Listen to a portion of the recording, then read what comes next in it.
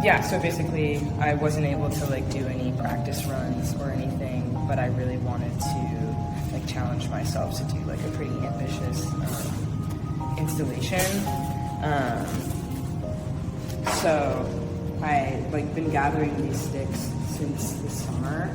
I don't know if you saw those like sticks on the beach in Alberoni that were like made to be little houses. Yeah, I was really inspired by that, so I've always wanted to like make something, I don't know, that felt reminiscent of that or use like similar materials.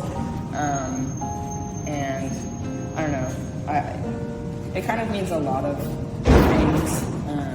I'm feeling like pretty like emotional about me wrapping up my bachelor's degree. I'm about to graduate, and it's taken like so much longer than I thought it would.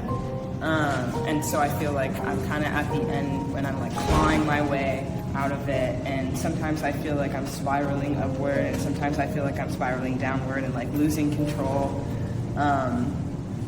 And I feel like things are starting to materialize, but they're not quite rendered, which is why I left it kind of sparse. Like it looks kind of forest-like, but obviously there's like lots of pieces missing, so there's like an indication of a certain space, but it's not fully realized, which is kind of what I wanted to communicate with this. It's kind of just, I don't know, a metaphor for how I feel right now. What's in the light? I really wanted it to be like casting like even shadows on all the walls to bring them into the space. So with the canned lighting, like it kind of distorts the shadows, and I didn't want that.